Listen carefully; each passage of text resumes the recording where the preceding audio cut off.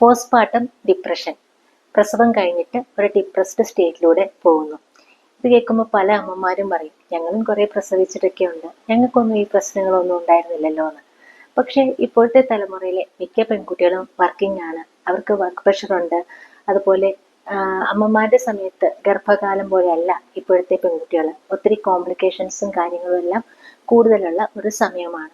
അതുകൊണ്ട് തന്നെ ഇവർക്ക് ഇമോഷണലി ആൻഡ് മെന്റലി ഭയങ്കര വീക്കായിരിക്കും ഇവര്. പ്രസവശേഷം നമ്മുടെ ഹോർമോൺസ് പെട്ടെന്ന് ഡ്രോപ്പ് ആവും.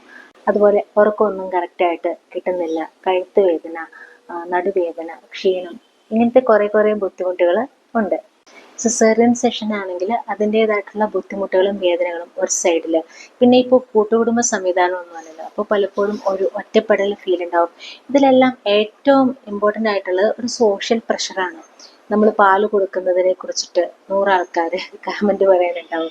അതുപോലെ മറ്റേ എങ്ങനെയാണ് നോക്കുന്നത്, നീ നോക്കുന്നത് ശരിയല്ല, ഇങ്ങനെയുള്ള കുറേ എക്സ്റ്റേണൽ ഫാക്ടേഴ്സും എല്ലാം ഈ ഡിപ്രഷനിലേക്ക് നയിക്കാറുണ്ട്.